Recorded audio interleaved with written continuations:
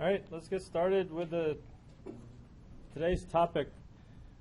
Today's topic will be the chain rule and actually a few other things that can be combined with this. And what do you think of when you think of the chain rule?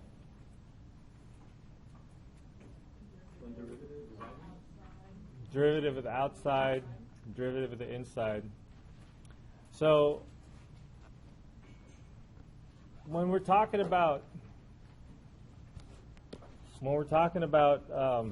functions back in Calc 1, we think of a composition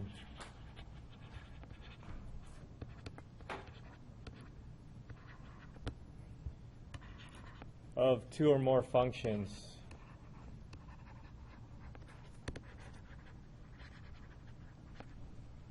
So we have, for example, f of x equals x squared, and then g of x equals maybe sine x. So when we do a composition, f composed with g, this is equal to the f is the outer function, the g is the inner function. And this can be written as the g function goes inside of the f function, and the f function is something that's squared, and so the g function is sine x. And so the composition is sine x squared. And when you take the derivative of this, we would use a chain rule by saying we take the derivative of the outside and then multiply with the derivative of the inside.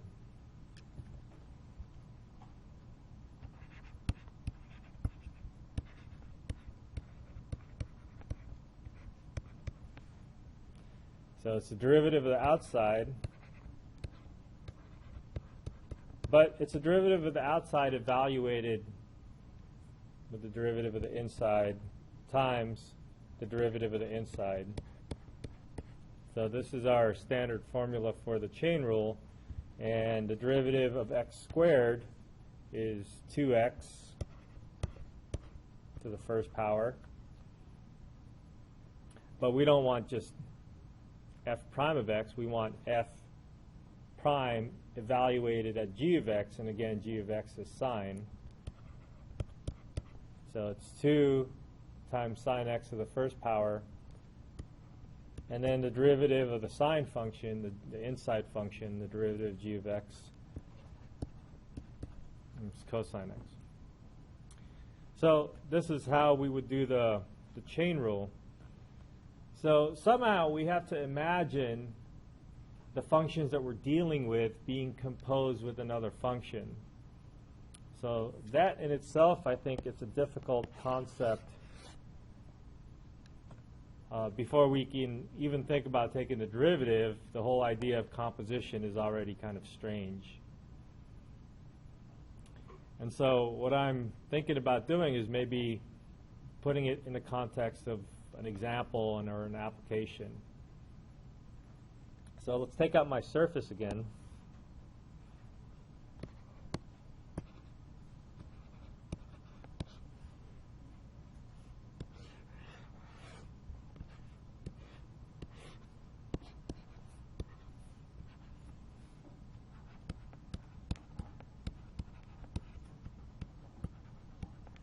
So we have a generic z is equal to f of xy surface.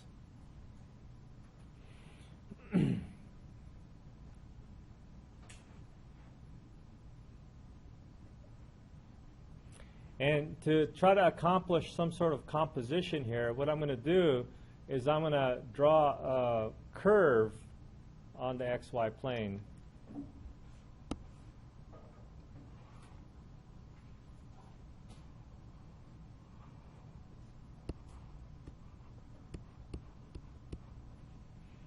R of t, say.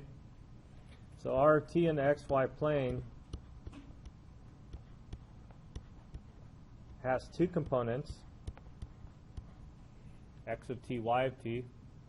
whatever they might be. Now, if I imagine this path on the xy plane as a trail on a map, that makes sense, right? I'm looking at a map. Map is two-dimensional. I'm following a trail on the map, right? Two-dimensional path. So that has an x of t, y of t component. But if I'm actually up on the mountain climbing,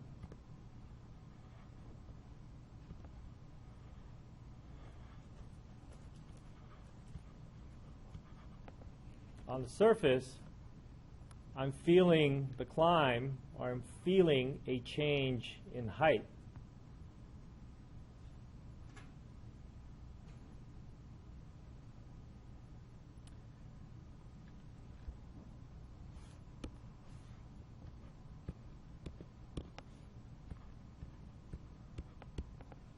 So we can kind of correlate our two-dimensional path on the map to our actual position in space climbing this mountain, in the three-dimensional space climbing this mountain.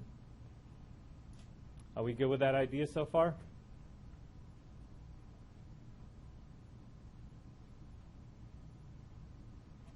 So according to your two-dimensional map, you're following this path r of t. But in accordance to a three-dimensional space,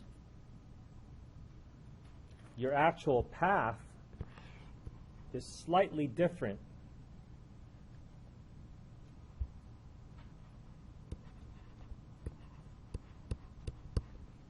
In an attempt to not try to get this confused with my two-dimensional path, let's call this capital R of t.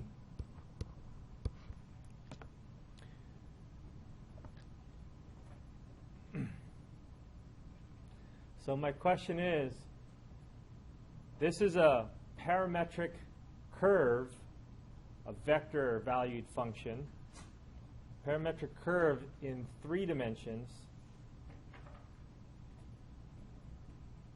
whose projected curve in 2 dimensions is given by little r of t. So my question is, what will go in the components of capital R of t?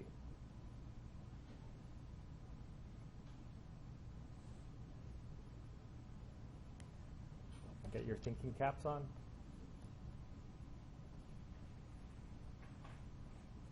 All right, think. Yeah. X of t. That very same x of t here, and y of t should be the same, because the x and y values are exactly the same as the x and y values in 2 dimensions, right?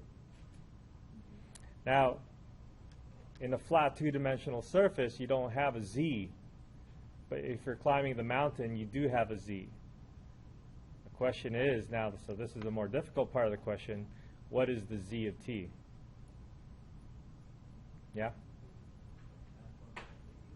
Ah. Nice.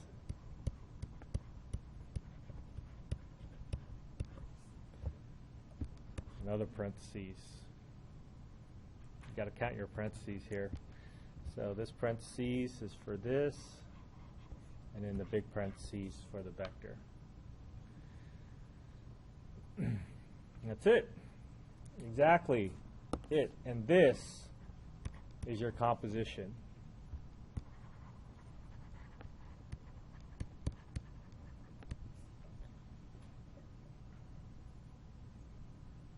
So the composition in one-dimensional calculus is pretty simple, straightforward.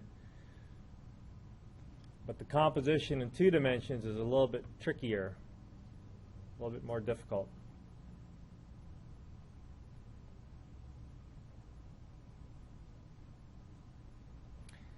So, working from this idea here, where you have capital R of t now,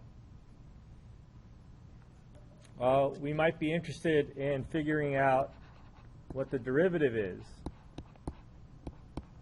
if you're following that path. So if you're following that path, you're going to have a change in x and y, which is the same change in x and y that you would be looking at on your map. A more interesting question is, what is the rate of change of your height? If I take a step on this path, am I going to be going up steep, which is a large slope?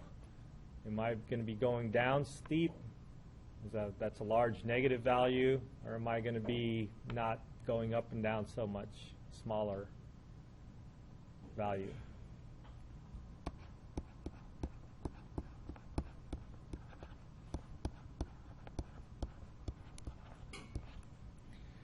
So if we do that, if say we're interested in the rate of change in x and y on your path, that's pretty easy because x and y is given.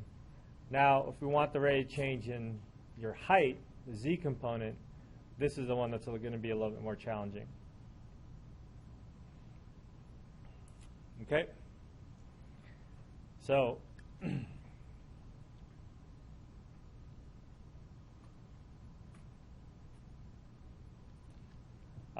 before we move on and try to figure out a formula for this, I want to take another look at this notation,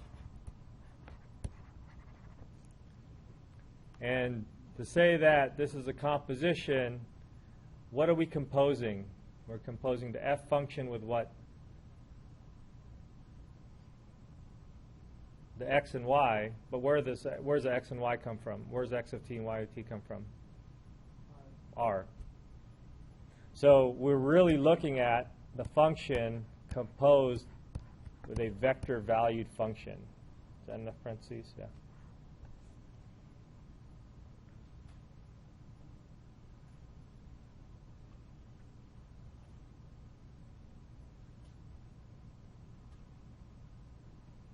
This is interesting to look at.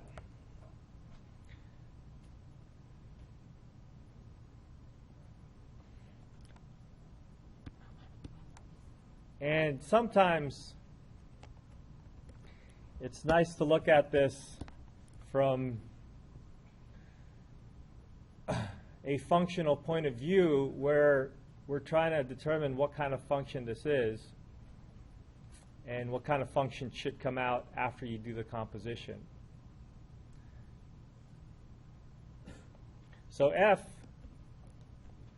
is a function of how many variables? F is a function of two variables, right? And more specifically, you can say f is a function of the x variable and the y variable. So the x and y are your independent variables. Now x is a function of how many variables? Just one variable t. And y, same, is also a function of the variable t.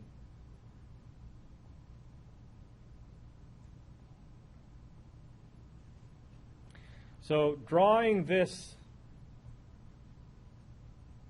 diagram will help us find the derivative of this function. So it turns out that this formula is going to be dependent on this. Now, we want a chain rule of sorts, right? We want, say, the derivative of the outside times the derivative of the inside. And it looks like the derivative of the inside is pretty clear. The derivative of x, the derivative of r of t is the derivative of x of t and the derivative of y of t. Okay? Let's use Leibniz notation for a little bit here.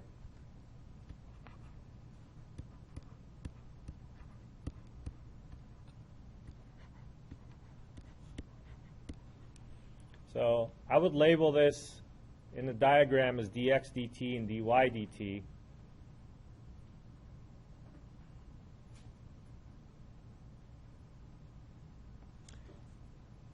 So if I want to see the path that goes from your function to the independent variables, I would be interested in taking derivatives of things.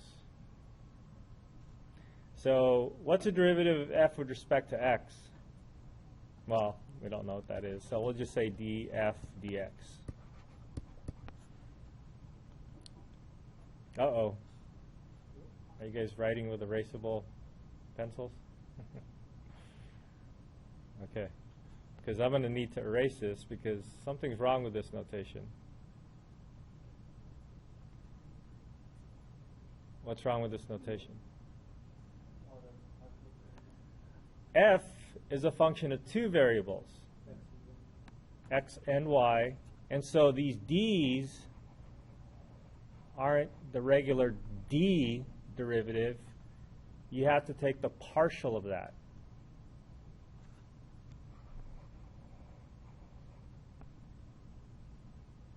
X is a function of only one variable t, so that's like the same old derivative that we've known before.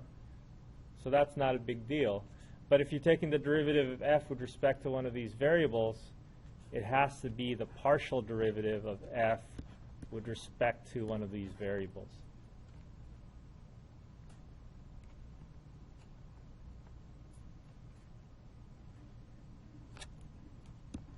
So it turns out that the formula for this derivative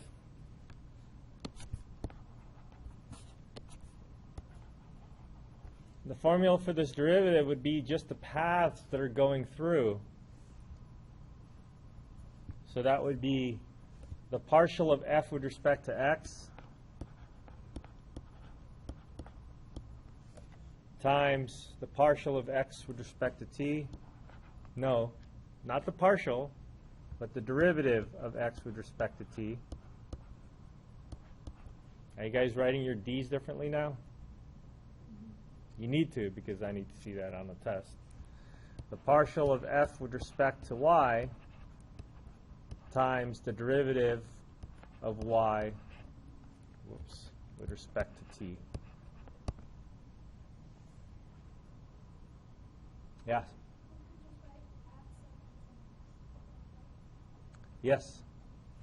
So fx, x prime, plus fy, y prime. That's about.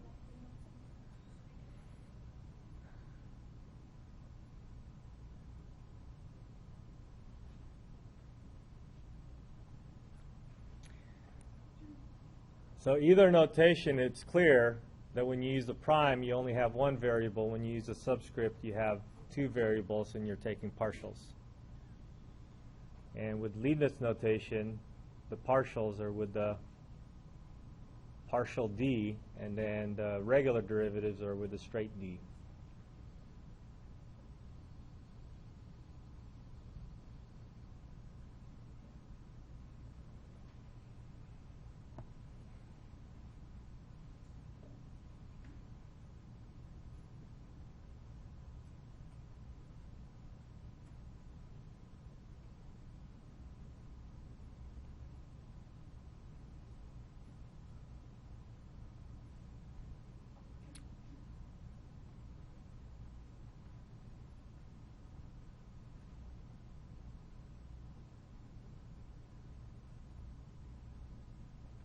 So what it boils down to is that this is the composition that we're looking at, right?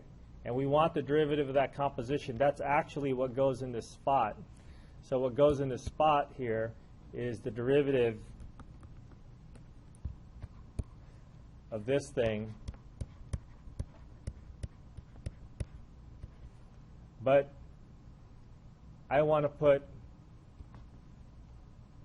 this thing to be the derivative with respect to something. So I have a few questions for you. This is d something, d something. Question number one, is a d a straight d or is it a partial d? Should be a straight d.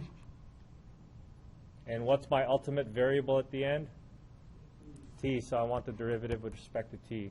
This is a straight d derivative with respect to t. Somewhere along the line, though, I'm going to need to pull out partials because this is a composition of a function of several variables and a partial derivative, so partial derivatives are involved.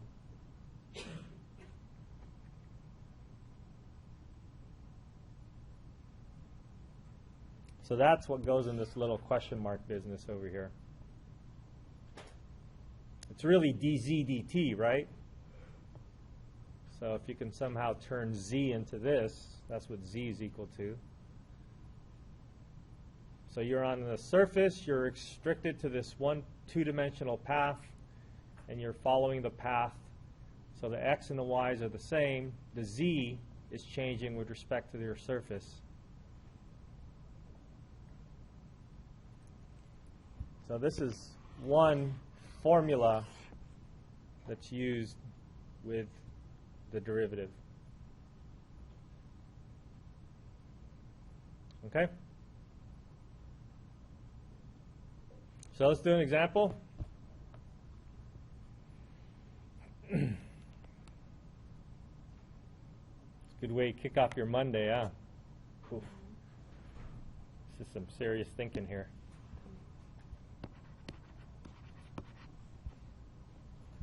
So example, let's say you had a surface f of xy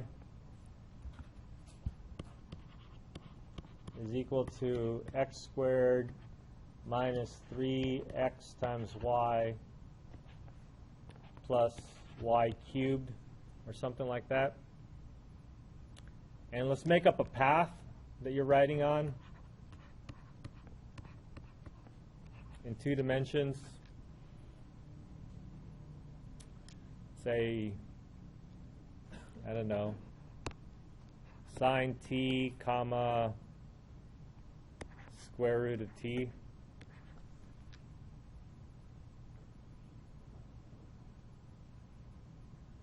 That's your 2-dimensional path.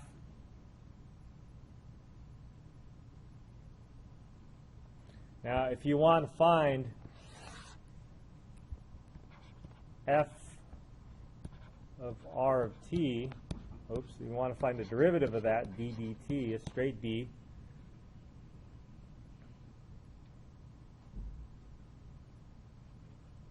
According to the formula, this is the partial of f with respect to x times dx dt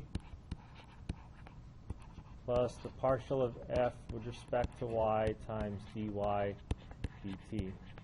So let's pause for a minute and look at that formula, and you know, aside from the change in the d, the change in like one symbol is a partial d, the other symbol is a straight d, it looks like you can cancel it, like Leibniz notation. Looks like you can cancel the dx's, and then it looks like df dt.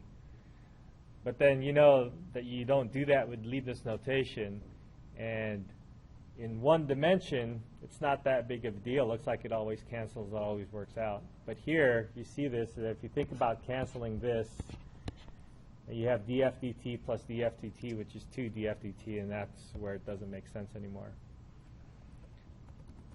So that's why we don't think about canceling the things.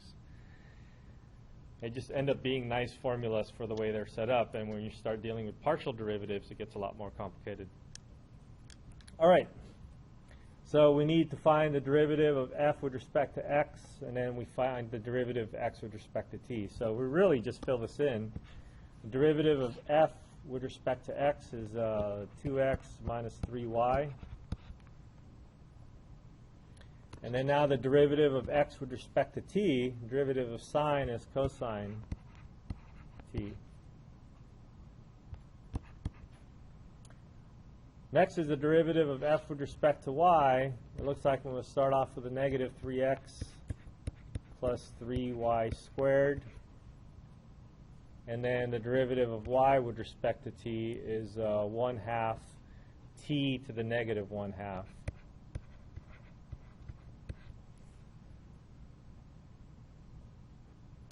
Now, in the book and in your homework, they usually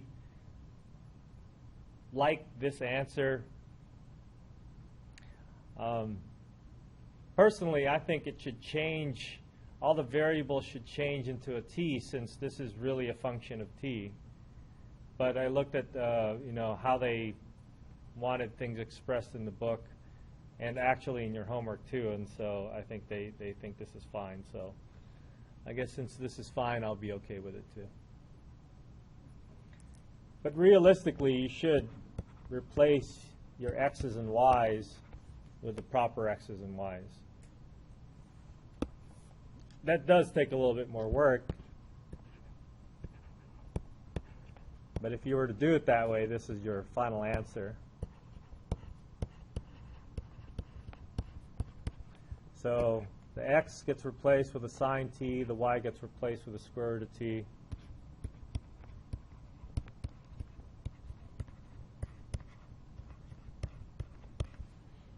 And just to make it clear, I'm not going to simplify the t squared with a square root.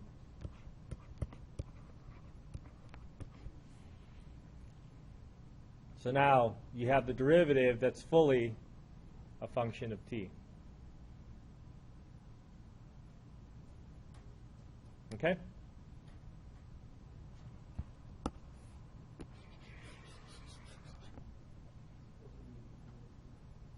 Where?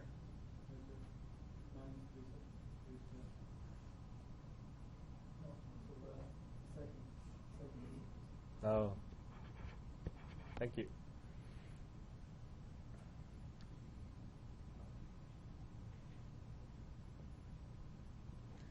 All right, so that's the chain rule, or that's one chain rule. Okay. Before we go on to another type of a chain rule, let's keep digging on this problem over here and continue talking about this, because when we have f of r of t,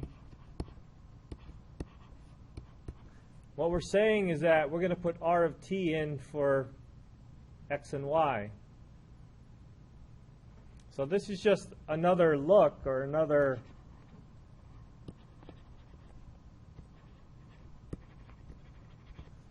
way of doing this without technically invoking this chain rule, is that when you take this, before you take the derivative of this, you can change everything in terms of t from the beginning and then take the derivative of this.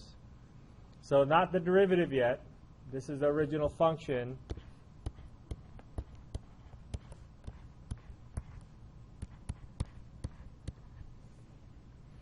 And what I could do is, before I take the derivative, I can replace everything with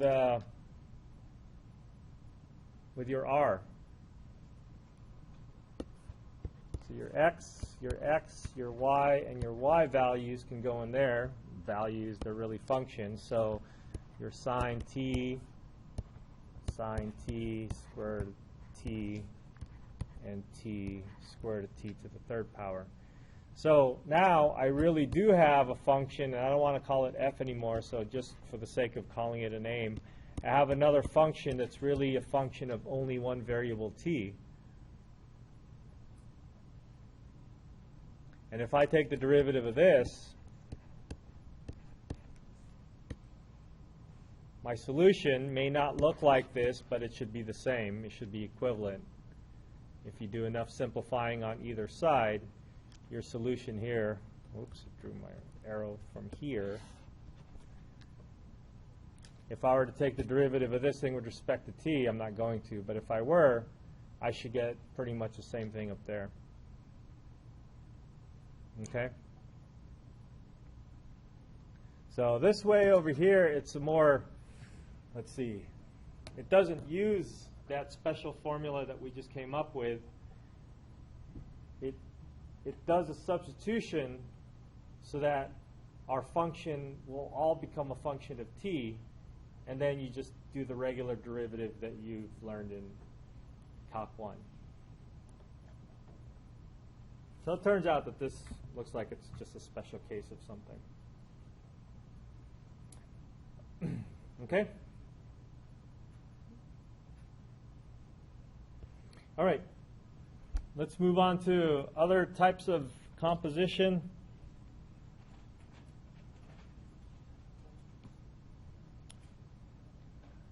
By the way, we can extend this to 3 dimensions too, right?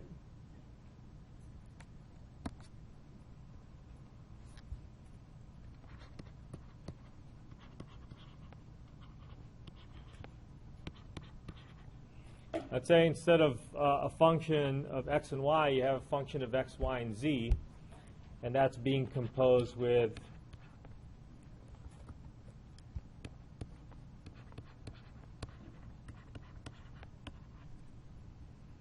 a three-dimensional curve. So how does this look like? This looks like f of x, y, z being composed with r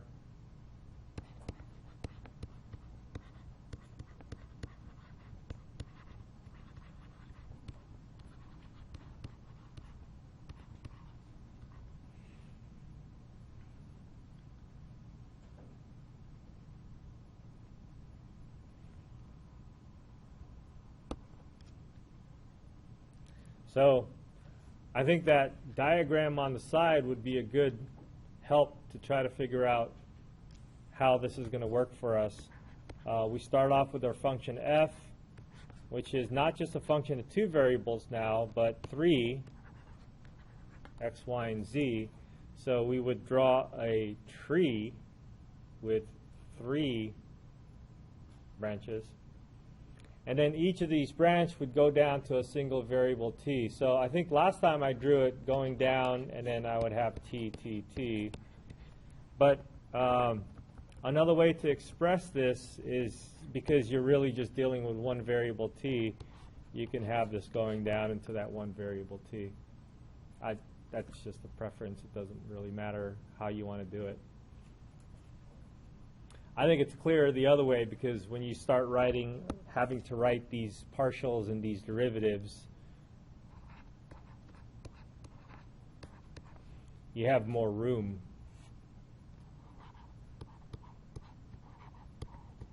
When you have it going down to individual branches instead of the branch going all down to the t.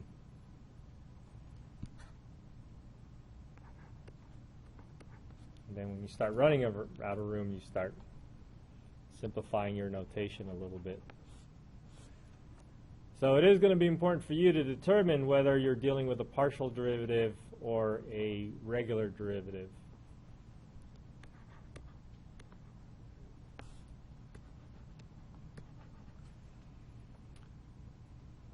Okay? So according to this, our derivative is a d dt of f composed with r of t. And that's equal to these paths going down to the t being added together. So that's the partial of f with respect to x times dx dt plus the partial of f with respect to y times dy dt plus the partial of f with respect to z times dz dt.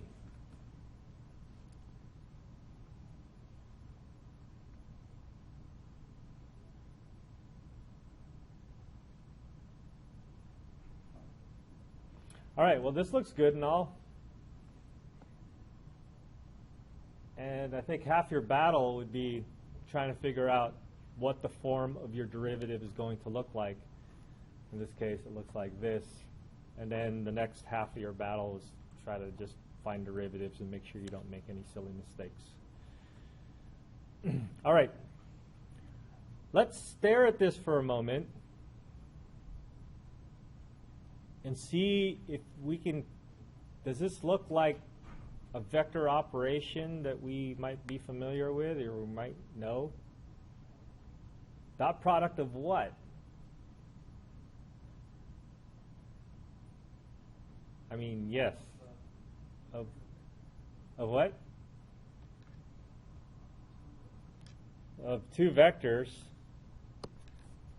What if I do this?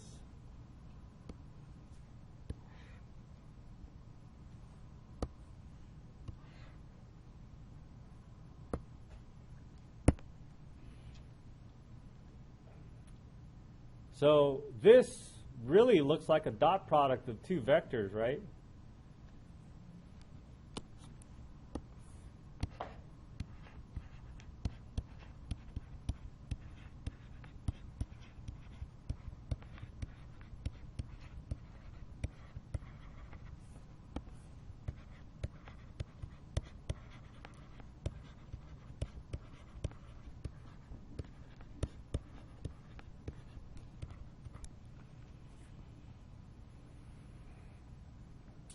kind of didn't want to talk about this yet, but kind of drawn to it.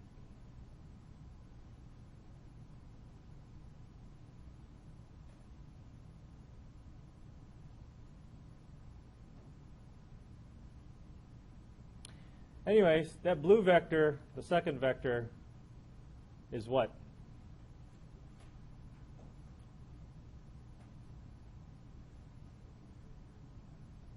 It's what? It's the path, but it's d's, right? So what's that mean? It's the derivative of the path. So the path is r, and we know that the derivative of r, a path, is just r prime, right? So this is just r prime of t.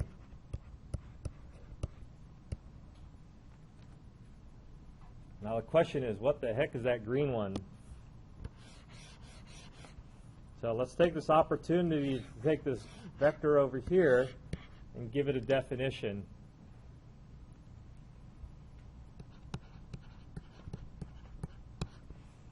This vector, which comes up quite a bit, is called the gradient.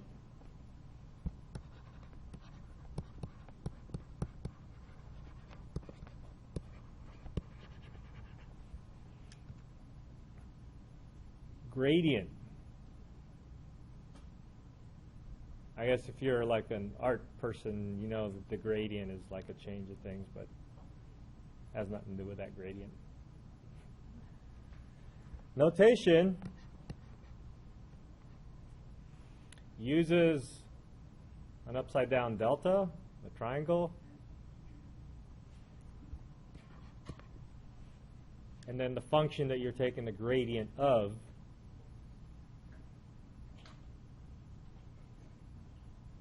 And then if you want to be specific about the independent variables that go inside, you can say f of x, y, z. It's a gradient vector. So we can say that this is a gradient of f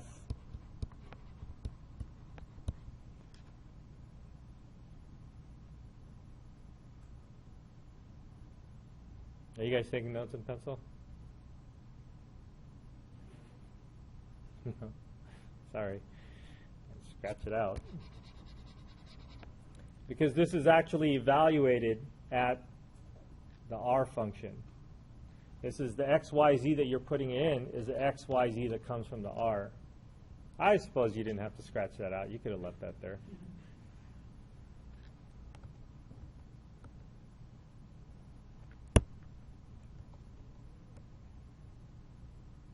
And just write it down below.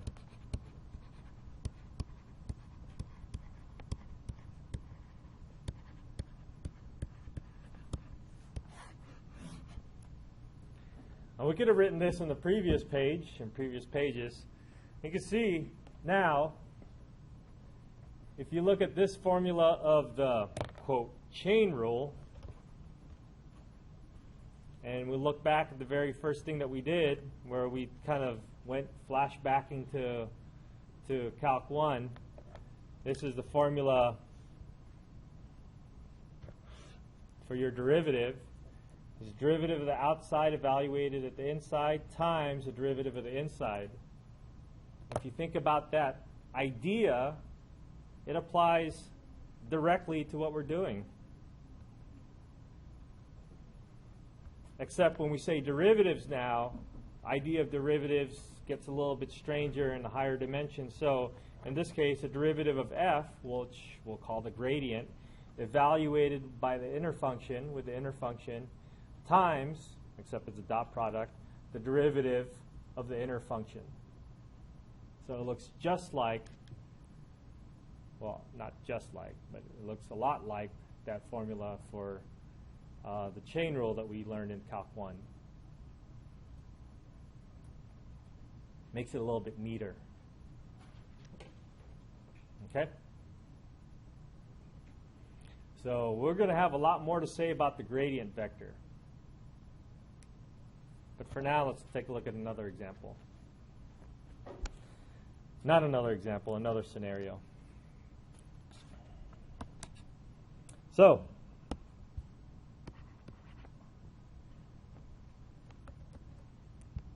Another scenario?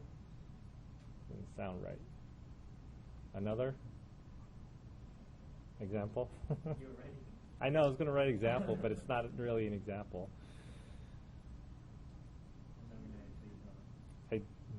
Okay, I'll start writing and then we'll find an appropriate title.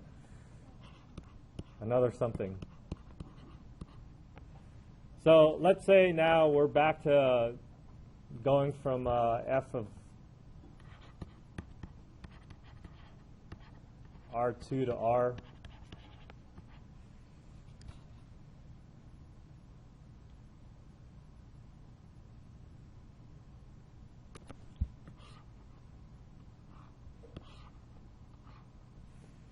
And then let's say our x function and your y function, instead of just being a function of t, let's say they're a function of something else.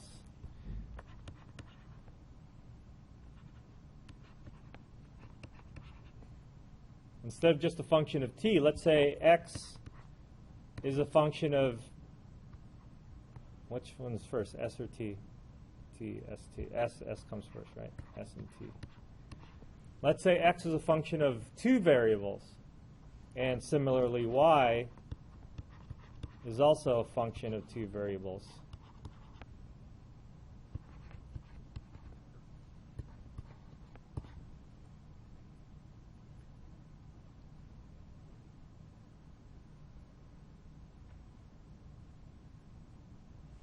So now the composition gets a little bit more complicated.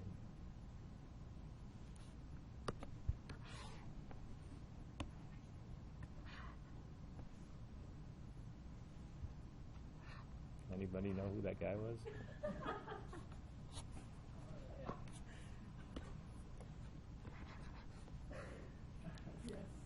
Okay, so f is your big function, right? Well, let's look at this from a diagram point of view again. F is a big function, and f is a function of two variables, x and y originally. And then when we do the composition, x is a function of two variables, s and t. And y is also a function of two variables, s and t.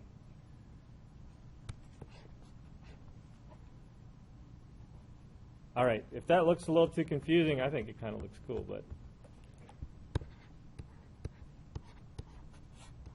you can also draw a similar diagram that's going to convey the same ideas, s and t.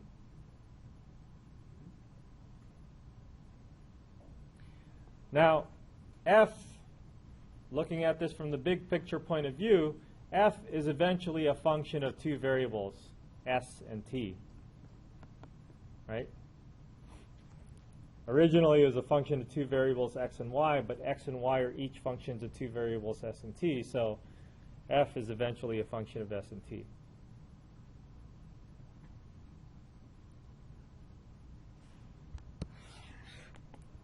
So when I ask this question,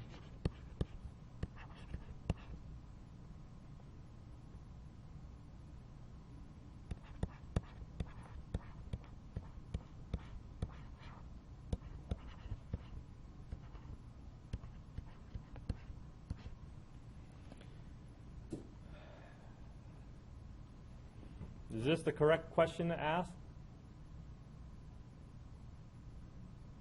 The answer is no. What's wrong? The D's aren't straight. Shouldn't be straight. Because eventually, my f has two variables, s and t. Right?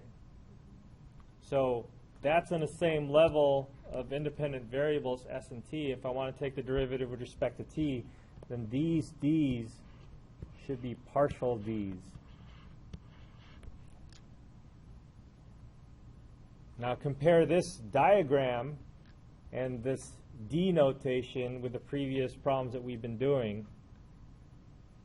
The previous problems we've been doing has a diagram where at the end it's only one variable t. Here, at the end, you have two variables, s and t, so your derivatives will be partials. Look at that. One variable, so that takes a straight derivative. Two variables, this does a partial derivative.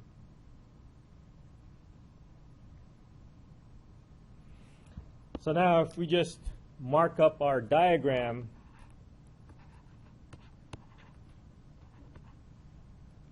and I only want to reach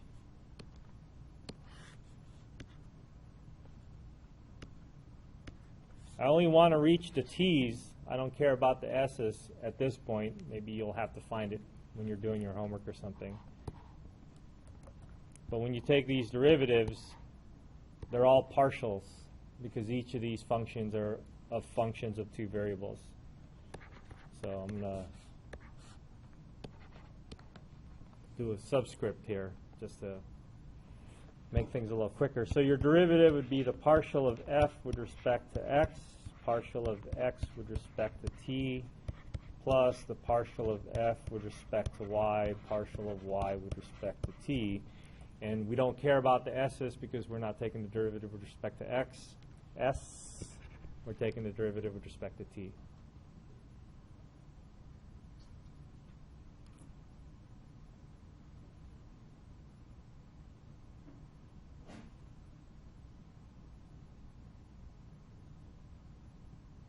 Okay? So again, half the battle will be trying to figure out what this diagram looks like. From that diagram, it'll be easy to pull out your formula that you're going to use for your particular problem. And then from there, you just fill it in with whatever.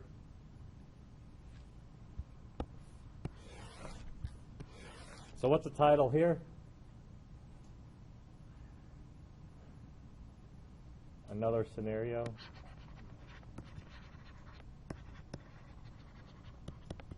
Because the example's down here. The other method? It's not really a method. It's really an example, but it's not like an example with actual numbers, which is what I'm going to give you now. Another setup? That's too long. Another setup would be nice. I'm not going to change it anymore. You can write whatever you want. It's your notes. You can write another piece of, never mind. Let's do an example. In fact, let me do an example where I might take this to 3. No, let's just do 2.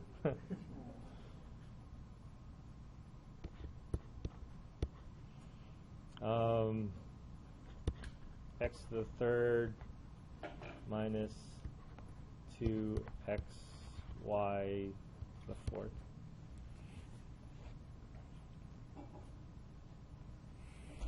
And then let's say x is in turn a function of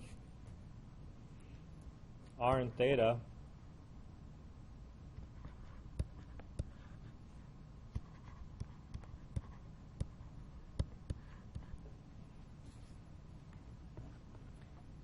And let's say I wanted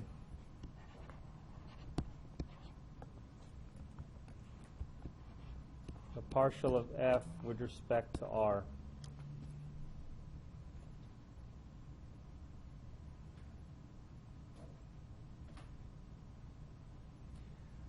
Okay, well, let's do it.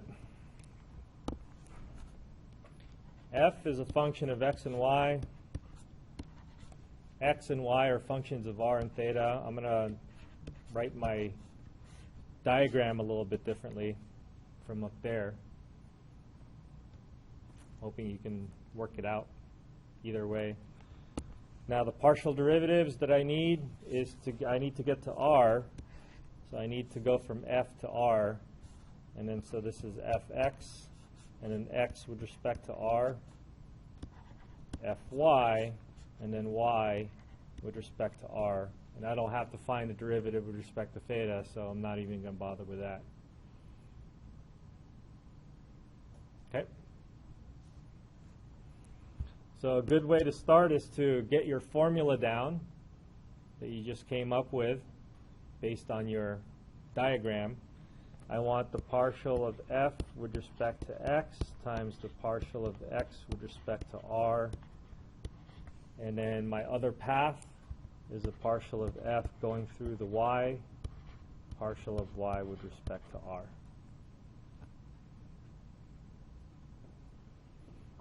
So let's just find those. The derivative of f with respect to x, it looks like it's going to be a 3x squared minus, let's say, 2y to the fourth.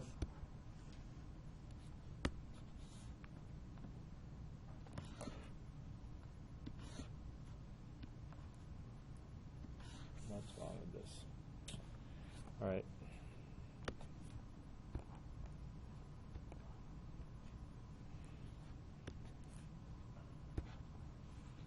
So that's a partial of f with respect to x. Partial of x with respect to r.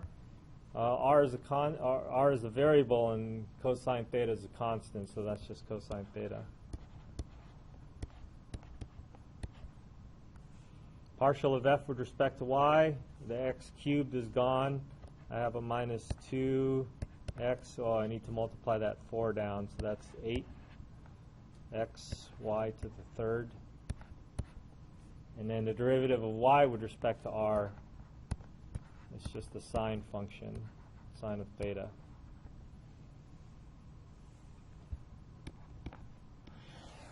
So again, if you don't have to replace the x and y's with their x and y's equivalent of those functions, you can be done here. And like I said, the homework assignment doesn't need for you to replace everything in terms of r's and theta, so you can have x and y's and then r's and thetas as needed.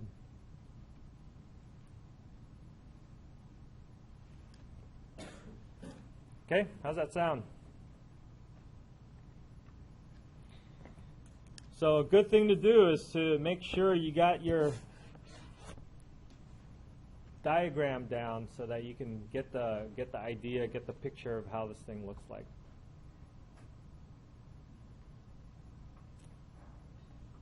All right? Okay. Now, let's talk about that gradient vector.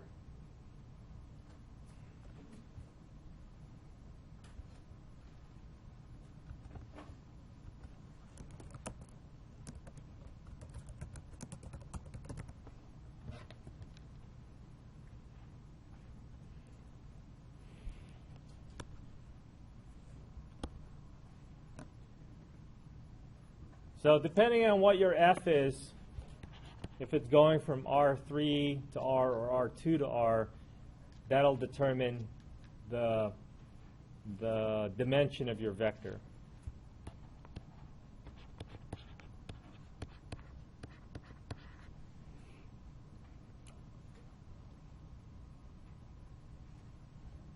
So the gradient is going to be given by the notation, the triangle with an F,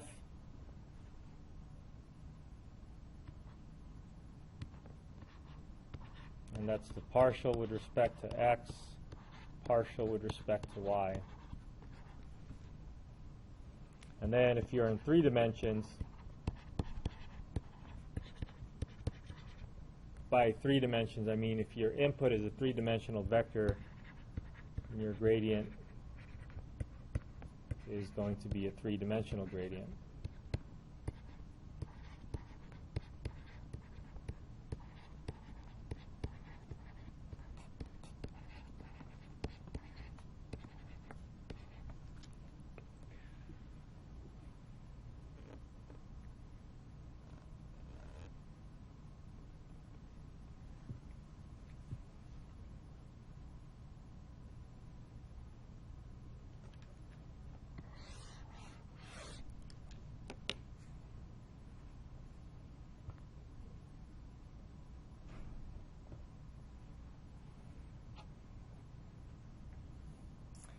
So let's go back to my surface.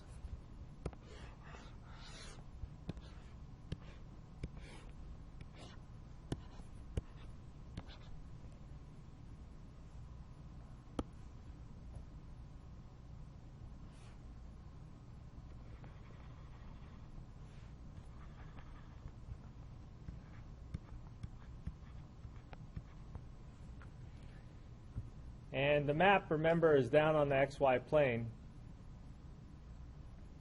And let's have somebody stand on the surface.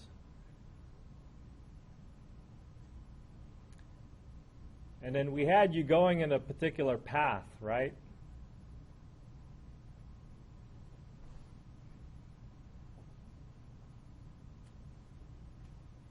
We had you going in some particular path. So let's have you going in on some path over here. Let's just, for simplicity's sake, let's just make the path a straight line.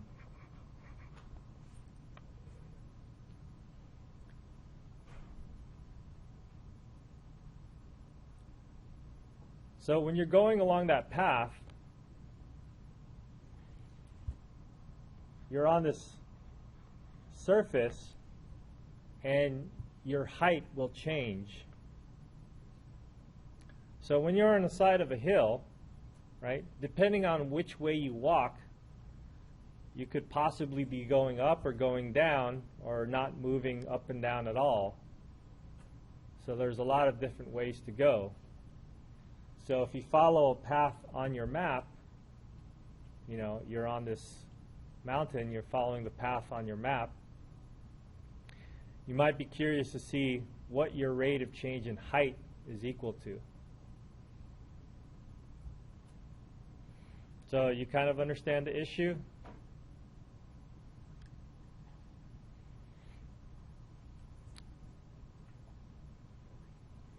So we have a specific direction we're walking on. So the question is, in this direction,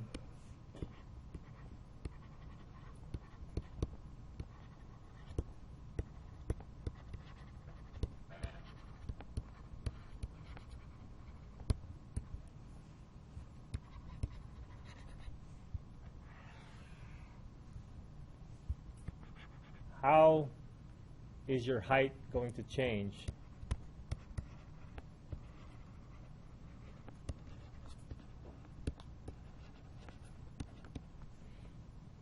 So what is your change of height?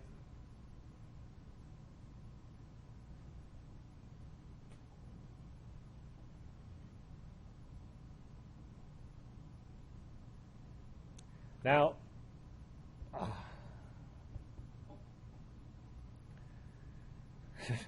I don't know if I should just give you the formula or actually think about it and talk about it. Let's try to think about it and talk about it. Now, remember we cut it with planes last time? So why don't we see what happens when we cut this with planes. But instead of cutting a plane that's parallel to the x or y direction, let's cut this plane going along the path that you're moving.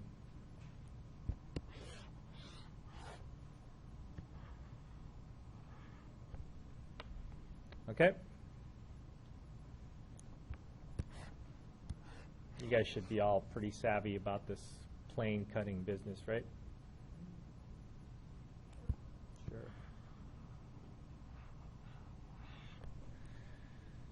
All right, so you cut that plane.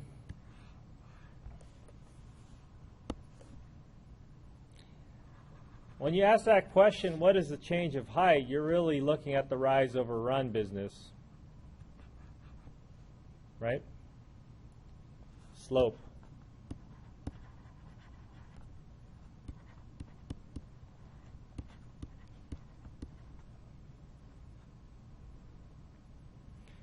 And so that rise over run, let's call it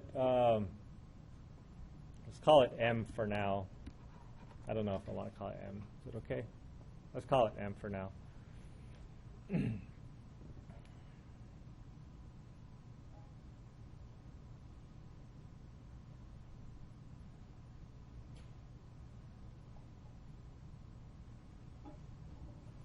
Let's take a closer look at this. Zoom.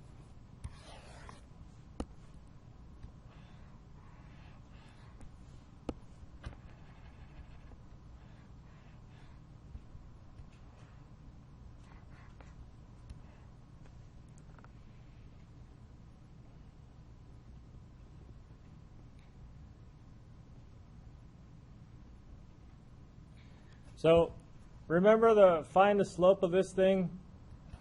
What did we do last time to make it convenient for us to find the slope? Do you remember?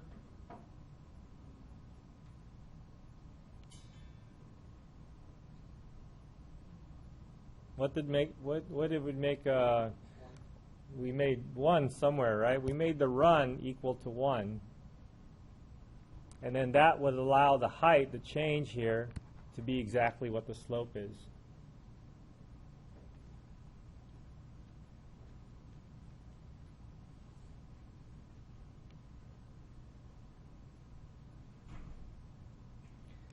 So if we put this back into this picture in 3 dimensions, it would be a lot more convenient if we had this direction to be of length 1. So if we made this into a unit vector,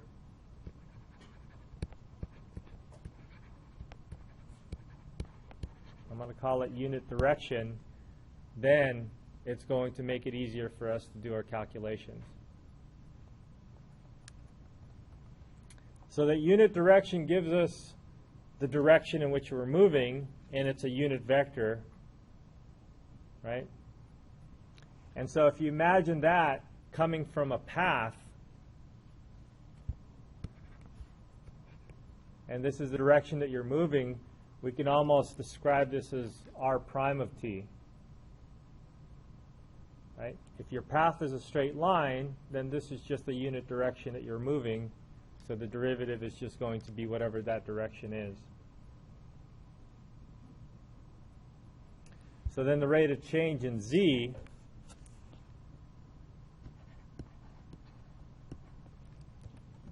I want to do this in blue.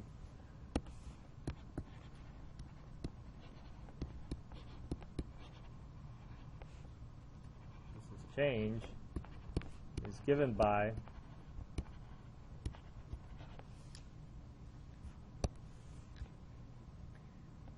it's basically the gradient vector dotted with, now instead of the u, the direction, instead of r prime from our chain rule, we can look at it as a u vector.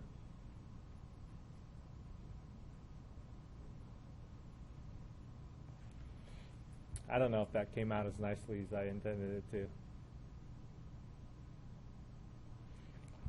Let me summarize down here.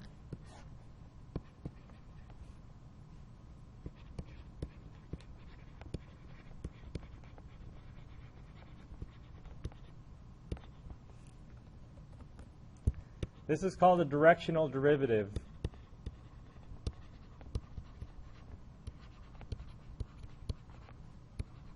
And a directional derivative is a derivative going in a specific direction.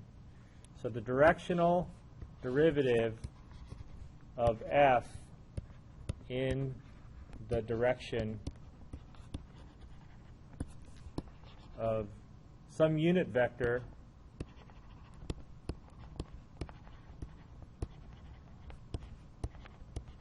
in the direction of u is given by, and also denoted by, we say capital D for directional derivative of the function that we're taking the derivative of in the direction of u. What? Yes. This is equal to the gradient dotted with that direction.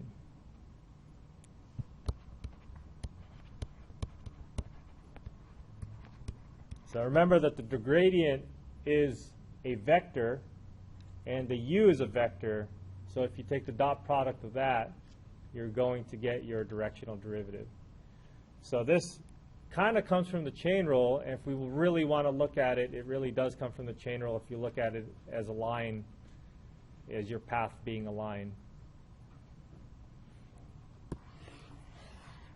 Okay, so our time's up. We'll have to pick up from the directional derivative, and then we're going to actually come up with more information about the gradient.